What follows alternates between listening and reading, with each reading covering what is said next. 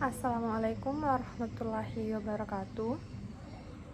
Pada mata kuliah Pengembangan Produk Agribisnis oleh Ibu Asrini Padapi, SPT MSI.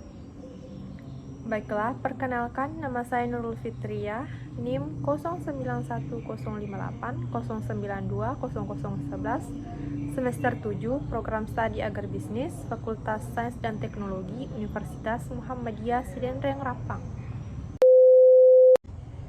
Baiklah, pada kesempatan kali ini saya akan menjelaskan beberapa materi. A. Pengertian pembangunan. Secara lebih rinci, pengertian pembangunan menurut para ahli adalah sebagai berikut. Roger, pembangunan adalah suatu proses perubahan sosial dengan partisipasi yang luas dalam suatu masyarakat yang dimaksud untuk kemajuan sosial dan material, atau termasuk bertambah besarnya kebebasan, keadilan, dan kualitas lainnya yang dihargai untuk mayoritas manusia melalui kontrol yang lebih besar yang mereka peroleh terhadap lingkungan mereka. Inayatullah, pembangunan adalah perubahan menuju pola-pola masyarakat yang memungkinkan realisasi yang lebih baik dan nilai-nilai kemanusiaan yang memungkinkan suatu masyarakat mempunyai kontrol yang lebih besar terhadap lingkungan yang terhadap tujuan politiknya, dan yang memungkinkan pada warganya memperoleh kontrol yang lebih terhadap diri mereka sendiri.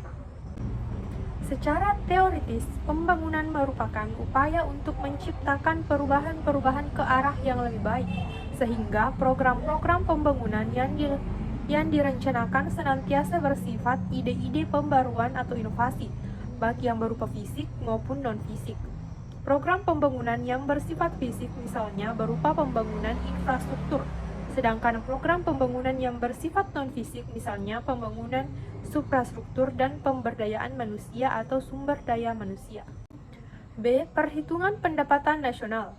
Perhitungan pendapatan nasional dapat dilakukan dengan menggunakan 3 metode, yaitu metode produksi atau nilai tambah, metode pendapatan, dan metode pengeluaran. Pertama, menurut metode produksi, pendapatan nasional dihitung dengan cara menjumlah nilai produksi barang dan jasa yang dihasilkan oleh setiap sektor produktif dalam suatu negara selama satu periode tertentu. Menurut metode pendapatan, pendapatan nasional dihitung dengan cara menjumlahkan pendapatan, faktor-faktor produksi yang digunakan dalam memproduksi barang dan jasa.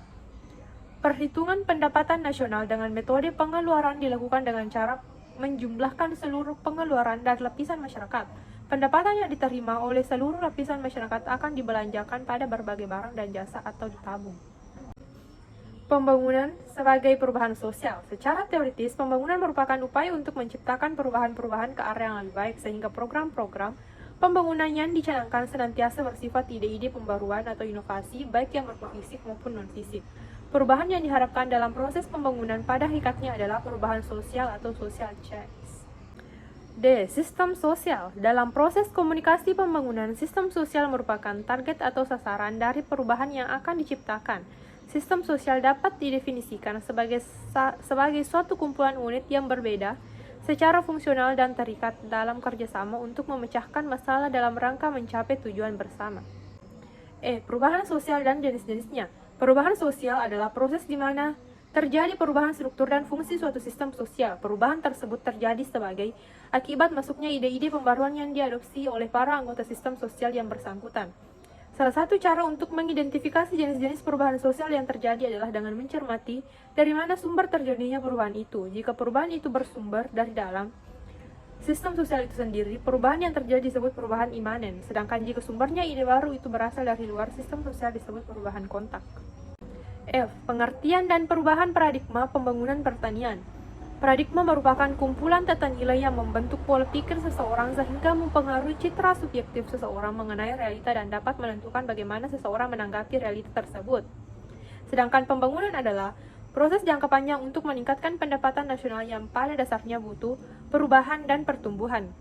Paradigma pembangunan adalah cara pandang terhadap suatu persoalan pembangunan yang dipergunakan dalam penyelenggaraan pembangunan dalam arti pembangunan baik secara proses maupun sebagai metode untuk mencapai peningkatan kualitas kehidupan manusia, kesejahteraan bagi masyarakat petani.